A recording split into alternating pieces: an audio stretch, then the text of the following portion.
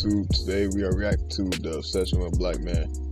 Yeah, I ain't gonna lie, I just found this video out of nowhere. I'm just gonna react to it and see what it's about. So yeah, let's get it.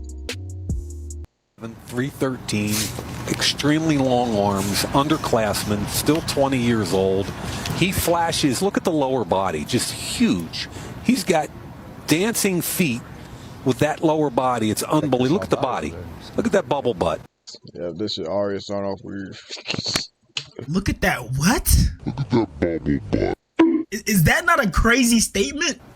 Thighs. I mean, they're power generators right there. And this next clip is even crazier, but the audio's a little muffled, so you really got to pay attention. 5'9.5", 210. 5'9", 210. 441. Okay. 9 3-inch head. 8.5 inch. That person you just heard talking is Jerry Jones, the owner of the Dallas Cowboys. I understand knowing the stats of your players, their height, their 40 time, their wingspan, but why do you know their meat size? What am I? What, nigga? Wait. Did I not hear something? You probably joking, but wait, did I not hear something? Wait, hold on. Right there. And this next 9 3-inch head. 8.5 inch.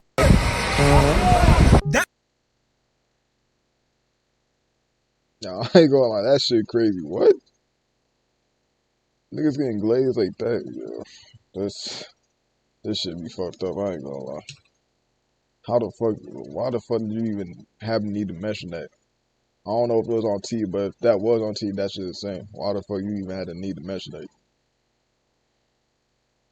That person you just heard talking is Jerry Jones, the owner of the Dallas Cowboys. I understand knowing the stats of your players, their height, their 40 time, their wingspan, but why do you know their meat size? What am I missing here? What type of freaky operation is the NFL running? One of the things LeBron has, and I've never seen anything like it, is intuition. If he was a sea captain and he was in control of the Titanic, it would have never hit the iceberg.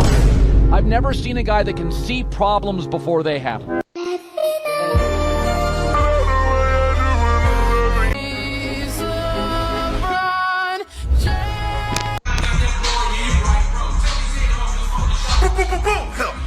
Why the fuck did they even put that on the cup? They knew niggas would try. Oh my god. Like, it was always some weird ass nigga was gonna try that shit. Why the fuck would y'all put that shit on the cup? What was he doing with that story? No. Bro, is that not crazy? That is the weirdest thing I've ever seen, I ain't gonna lie. Not playing. It's LeBron, so I understand. I mean, LeBron glaze, we all glaze. No, nigga, I don't give a fuck for how you doing that shit. It's LeBron for real. It's very justifiable. He probably wouldn't have crashed the Titanic. But no, seriously though, all jokes aside, today we're gonna be talking about the fetishization of black men. And honestly, this still sounds crazy to me, even though I'm the one saying it. But recently there's been this trend on social media where these guys are basically fantasizing about a big black man attacking them and them having to defend themselves and stand up against this big black man that's going after them. I know this sounds crazy, but just watch. Back. When the 6'6" dreadhead starts squaring up because I was running my mouth a little too much. Well, I won't back. For what? I'm not gonna lie, I don't really be paying attention to TikTok like that, but this shit is trending. Shit, I gotta go on TikTok to see this shit real quick. Hey, speaking of TikTok though, if follow my TikTok MVT random, I'm starting a TikTok account. And bro doesn't know how to shut up, so now my 5'10" ass gotta dance with the 6'5", 250 and lean dreadhead. When the 6'5" dreadhead starts squaring up because I was running my mouth a little. I know, I just wanted to advertise my TikTok, I know. I actually just muted that shit, wait. All notice 10 ass gotta dance with the 6'5", 250 and lean dreadhead.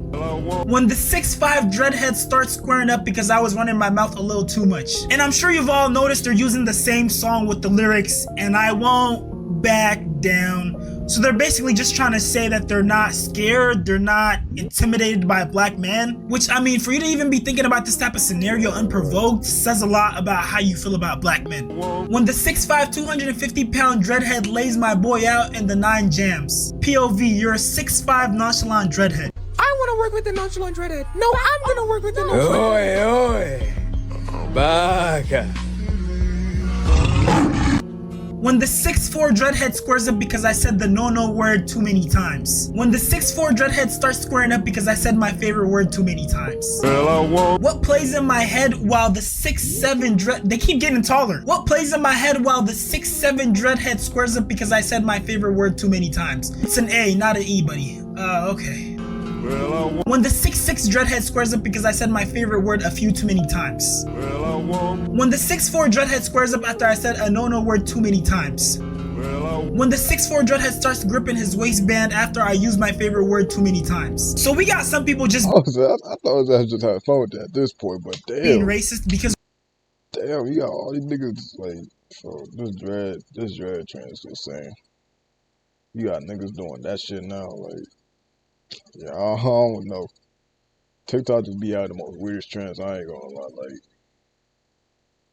yeah, they just be out some weird trends. why are you using the N-word to begin with?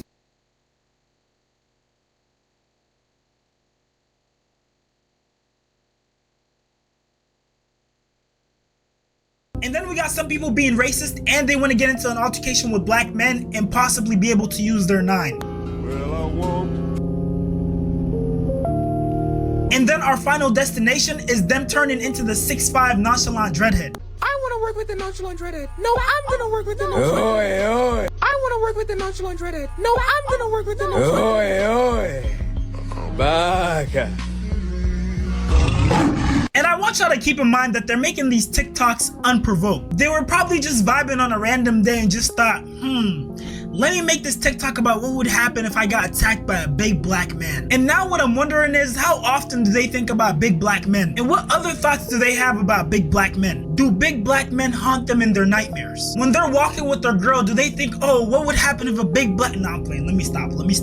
Bro, this trend under the audio is so fucking cringy because it's literally just people doing shit like... No, baby, it ain't just that. It is what you said. It is so weird that they glorify harming black men.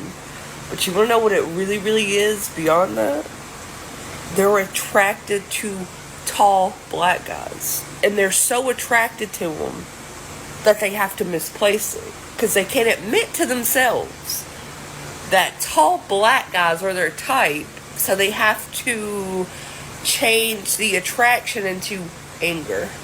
Now, I don't know if that's the whole truth, but I definitely feel like there might be some truth to that. Because I honestly can't wrap my mind around... You're not wrong, D. There may actually be some truth to that, like, I don't know. A lot of people like to disguise their feelings, but, yeah, I don't even know what I was going to say. I don't even know what I was going to say. We cut this part out. Why this trend would come about unprovoked. Like, what caused you to sit there and just think to come up with this trend and be thinking about black men that much? Brief intermission. I'm trying to get to 100k subs, so I'd appreciate if you like inspiration for black men, but it isn't. Because you see, having a fetish isn't the same as being attracted to someone. Attraction is normal. Someone might be beautiful or they might have a trait that you admire and you're attracted to it. But see, it becomes a fetish when you reduce someone to a stereotype. They're turning black men into a fantasy or an object rather than a whole, complex, complete human being. And I know some of you might be asking, what's the big issue here? You see, when you remove the humanity from someone, it becomes easier to do things like putting the Mandingo stereotype that used to be on black men. Black men were portrayed as these wild, lustful animals who just want to f everything. And I know this might come off as a stretch to a bunch of people, but even things like the original King Kong movie might have possibly played into that stereotype, especially considering the era that it came out in. A group of white men, accompanied by the quintessential white woman, traveled to an uncharted island inhabited by native savages who worship a giant black beast named Kong. The men capture the beast and bring him to America in chains. We'll give him more than chains. He's always been king of his world, but we'll teach him fear. Sound familiar? Not long after, the beast escapes his captors and steals the woman. She is saved by heroic white men who kill the black beast and reunite her with her intended Okay, what? Y'all don't realize I was saying that just sounded... mate. Whether Cooper intended to or not, Kong can be interpreted as an allegory for the American slave trade and interracial relationships. And in modern times, the Mandingo stereotype has turned into the Tyrone stereotype. You know, this black alpha male who's just going around sleeping with people's wives and is super promiscuous. And one of the things that really played into these stereotypes and made them worse were adult films. They were literally playing out certain people's fantasies of a big black man, you know, taking advantage of a woman. Yeah, that has to be the worst AI. Pixar image I ever seen. I ain't gonna lie. Like, nigga, I see AI Pixar images, but what the fuck is that? Like, nigga got a beat. Or being promiscuous, sleeping with someone's wife. Just some really sick stuff. This may be surprised, but if you ask me, white men probably fetishize black men's bodies the most. Although not always sexually from a space of gratification, but through this vicarious consumption of black men's bodies. We see it mostly to me in sports, but also in porn, in the arts, etc. We see it in how white men sexualize and castrated black men during lynches. And the most heinous acts of white terrorism from the past, from Rosewood to Tulsa to St. Louis, were often in the name of protecting the virtue of white women from black men. Basically, since slavery, black men's sexuality has been imprisoned by this intersection of racist and misandrous violence. And over time, as with many cultural taboos, in a conservative society, it has turned into genuine fetish and kink. Myths about the size of black men's penis, black men as excellent lovers, the celebration of idealized black men's physiques, a bevy of sex toys meant to resemble the mythologized, disembodied phallus of black men, along with more than a few jokes, tropes, and myths about black men's sexuality. Things that aren't only fetishized by white men and women, but men and women of all races, black women included, and black men as well. Black men today still participate in and or reject this image and what that means for us in terms of sex. To start, and this is something that will be repeated, of all the things stripped from us as men,